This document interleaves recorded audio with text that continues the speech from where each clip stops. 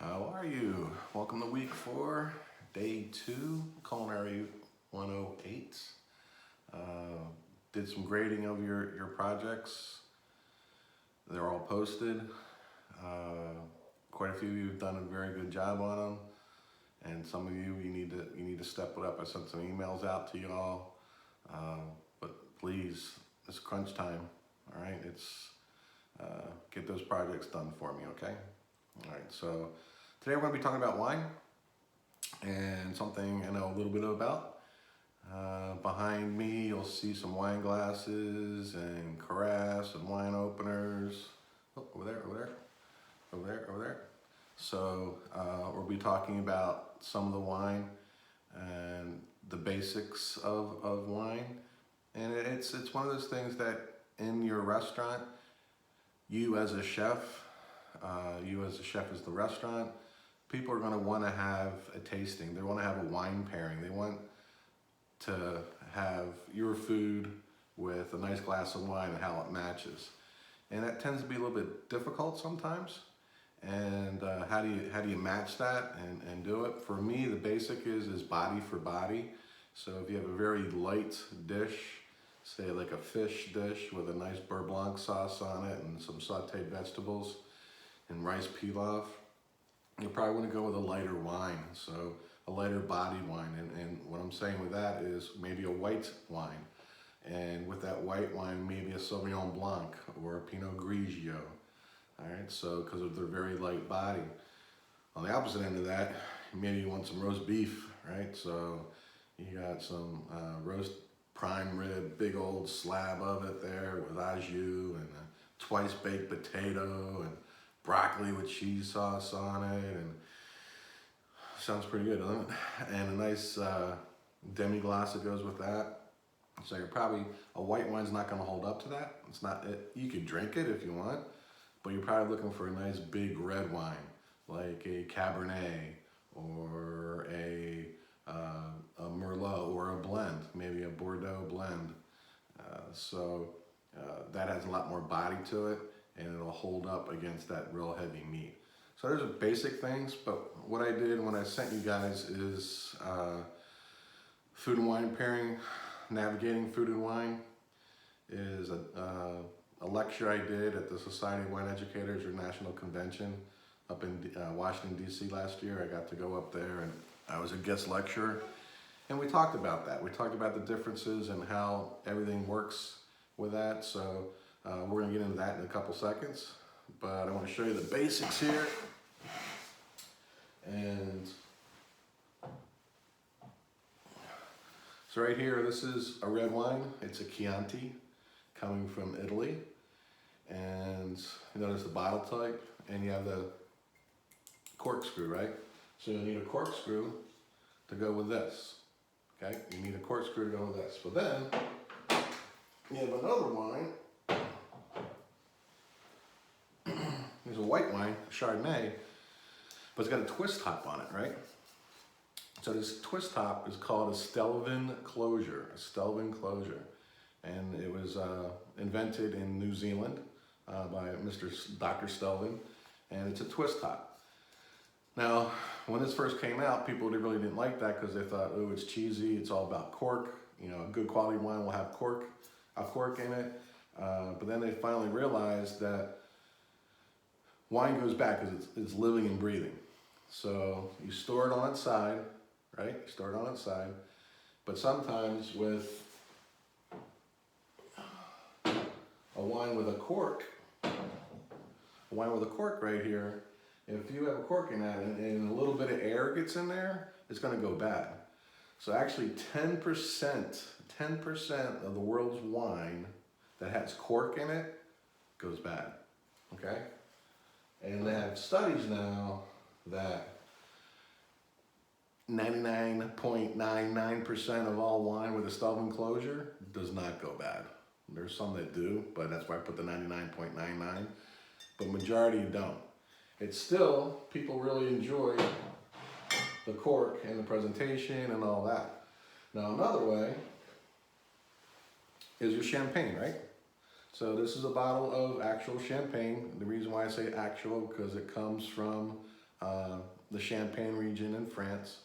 If it does not come from the Champagne region of France, and it looks like this, it's got to be called sparkling wine. Okay, this is a pretty cool bottle that I collected. This is coming off of one of the largest yachts in the world. It's called the Leander, and I was lucky enough to know the crew on board. When I was living in St. Thomas, the yacht was there for a couple weeks with the owners and some of their guests. Who was it? I forget who it was, but you're renting this yacht for about $10,000 a day. You know, so it's about 10 grand a day just to sit there. And then if you leave, then you got to charge more for it. But anyway, this is a bottle of champagne. You notice a different shape, all right? And you got to be very careful when you open this because there's 90 pounds of pressure in here. So if you do it wrong, it'll explode. And like you do, you see all the champagne coming out when people are celebrating. Well, that's all well and good, but that's waste, right? You know, why waste all that good juice, all the good bubbles? So all you're supposed to hear is a psst. When you undo it, psst, you'll hear that. But when we get into this, in the second part of this class, when we go back to the college, then I'll open all this stuff up for you and show you all about it, all right? So,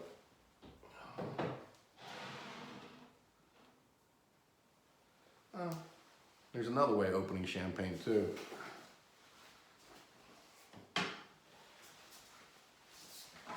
And that's with a saber. So this is a champagne saber. And what you do is you run it down the neck of the bottle. You run it down, boom, and you hit it right there. And it comes out, the cork comes out. If you guys are a good class, I'll do this on our last day, okay? Of our second section. When we're at the college, I'll do that for you, okay? All right, so that's just the quick basic of it. All right, getting all settled back in here. And I'm gonna go into navigating the bridges of food and wine. And when you're doing that, when you're trying to pair food and wine, you really need to know that, as I said before, the very heavy meats, sauces over the light meat and sauces to the lighter ones. So my personal pairing theory is the protein, the center of the plate, right? That's the protein. Then you have the preparation, you have the cooking method. Then you have the components, you have the vegetable, the starch. Then you have the sauces and the garnishes. All right, so yes, you're doing a salmon, okay? But how are you gonna cook that salmon? Is it smoked? All right, is it pan-seared? Is it marinated in a bourbon brown sugar soy sauce, you know? That's that cooking method. Are we searing it? Are we putting it in the oven? Then what are the vegetables that are going on there? Are there roasted vegetables with that? Is it dauphinoise potatoes going with it? Or is there couscous? And then you have the sauce. And that sauce is the big one for me. The sauce, for me, is the bridge between the wine and the protein. Okay? That's my theory. And I kind of get the sauces down, and then I taste those sauces, and that's how I come up with my wine pairing. You know, yes, the sauces will be heavier or lighter, depending on what your protein preparation is, and that's how I do my wine pairings for my guests. All right, but you have to also know the other things, your flavor profiles, right? So you have common ingredients, all right, common ingredients, but different parts of the world. So say limes and chilies and avocado, all right? Where do you think that's coming from? Limes, chilies, avocado. Mexico, and actually Mexico uses coconut, right? So lime, chilies, avocado, and coconut, all coming out of Mexico. But wait. Where else is that coming from? Thailand. Thailand's the same thing. So Thai food and Mexican food are using some of the main ingredients, limes and chilies and avocados and coconut, going in with that chicken or seafood that you're doing. You know, so what common practices exist? That's what you have to figure out between that. And then the same thing with wine. With a viticulture, right? Viticulture is the actually growing of the vine, growing of the grape, viticulture. And then viniculture is actually making the wine, right? Viticulture is the farming, all right, of the grape. And then viniculture is the making of the wine, okay? So there's a couple pictures on there that when I was in France, we did some tasting. I'll do some tasting pairings for you right here. Let me get out of this one and go into this one.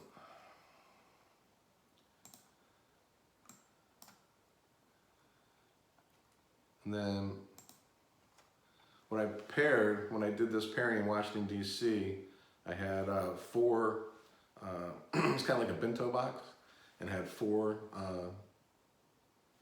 entrees, four proteins on the plate. I had a chicken tender, pan-seared chicken tender, I had some meatloaf, I had a baked egg, and some cheesecake. So with that chicken tender, I had a nice white wine cream sauce, herb sauce, which I put on the side. All right, with the meatloaf, I had the meatloaf with a red wine demi glass that went to the side. On the baked egg, which is a seared egg, I had a tomato pesto sauce that I put on the side. On the cheesecake, I had a cheesecake, so I had a mixed berry sauce that everything was on the side. So what I wanted the guests to know is I wanted them to taste the protein, then taste the sauce, mix them together. All right, and then taste the sauce separately, taste the meat separately, bring them together, okay? And this is the process that I do, me personally, when I'm doing a wine dinner. Okay, when I'm doing a wine dinner, I get my crew beside me, I get my staff, and say, these are the items that we're doing for the wine dinner, all right? So these are the sauces that are gonna be going with that wine dinner. Then I'll go to the front of the house manager, or if it's me just getting the wines, I'll tell them to bring some wines in, and we'll taste the wines and see what will go well with each course. All right, so with this chicken tender, I went with an Albarino coming out of Spain, okay? And with that, with sauces that you could do, if a Spanish sauce, you'd probably do a saffron or olives and garlic. If you're going into Germany, you can do a mushroom, white pepper, caraway, and this Albarino that's coming from Rías Baixas, Spain, would be a wonderful wine to go with that. Okay, so the meatloaf, next one, I did a Bordeaux, which is left bank, the Medoc region, and it has, Bordeaux is a blend of wines, right? It's not a Cabernet, it's not a Pinot Noir, it's actually a mix of five. And you have a Cabernet, Merlot, Pinot Noir, Petit Verdot, and Cab Franc, okay? So there are five that are blended into one wine. So those infamous Bordeaux wines that you hear about, all are a blend, all right? And it depends if you're on the left bank of the Medoc or the right bank of the Medoc, which is the region in Bordeaux. Left bank is more on the Cabernet side, right bank is more on the Merlot side, okay? But with that, I did a French and Jamaican rub on it with a thyme, tarragon, lavender coming from France, a sauce, and then with a little bit of cinnamon, nutmeg, red pepper flake, a little spice, a little heat, habaneros coming out of Jamaica. All right, so there are the things that will hold up with that meatloaf, which will also hold up with that Bordeaux. So if you're looking to do a French-inspired sauce with that meatloaf, or you want to go a little bit with a little heat, a Jamaican rub on there, then that Bordeaux will mix well with it, okay? And your baked egg is a little bit lighter side, so I went with a Pinot Noir or a Sangiovese. Pinot Noir is one of the lightest grape varietals out there, and it's very light, fruit forward, not a lot of tannin, and it's got, it'll hold up with that baked egg and that pesto and tomato, right? So in Italy, you got tomato, pesto, Parmesan, garlic. You can do a sauce there. Or you could go Indian and go turmeric, coriander, some yogurt, some ginger, all right? Some fenugreek. Fenugreek is a really cool seed. It's got like a maple flavor to it, which is pretty neat. And with that Pinot Noir will hold up with that. So it depends on those two sauces going with that baked egg, how you want to go with it. And then with dessert, it was just a plain cheesecake, and I did a mixed berry sauce on it, but it depends on what mixed berries you want, like Italian mixed berry mix or a Thai, which is a Thai tea cheesecake I did.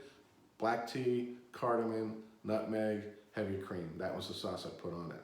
So right there, I used a Borchetto di Acqui, which is kind of looks like a champagne bottle.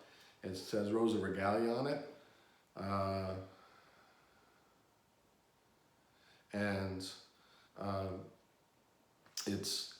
It's so refreshing. It's sparkly, and it's got rose petals and strawberries, and if you have a chance, it's called, my one I like is Bonfi, is the winemaker, and it's called Rosa Regalia. Rosa Regalia. It's ripe strawberries, blackberry with scents of roses. It's wonderful. The only reason why you'll get in trouble if you give that to your significant other is that you only bought one bottle. You should have brought two. All right. So that's one thing. But also, what I do in my wine tastings, I get an herb bouquet. So I get an herb bouquet of parsley, thyme, basil, tarragon, chive, and edible flowers. What I do is I make a little bouquet on there, and then I place it on the plate when the guests walk in. And what I want those guys to do is, what I teach them is, I want them to smell the bouquet, then taste the wine, smell the bouquet, then taste the food, smell the bouquet, and see if they can pick out any of those herbs which I used in making the dinner. Okay, so that's just something neat about how we can do a wine pairing dinner, something for you to look at. It's what really makes a great restaurant even better is that your cooks and your chefs and your servers get to do these special events. Right? Anybody can cook the menu that you have 24/7. Yeah, that's great, it's awesome. But they really get a big bang out of doing special events. You know, and special events could be anything. It could be, you know, just an oyster roast, something different off your menu, or an outside barbecue going on. But, you know, usually wine dinners are a big thing. Or a beer dinner, you can do that too. All right, so that's just a little something for today. You do have a quiz you got to do today, right? Make sure you get that done and get on those projects. All right? Thank you very much. See you next time.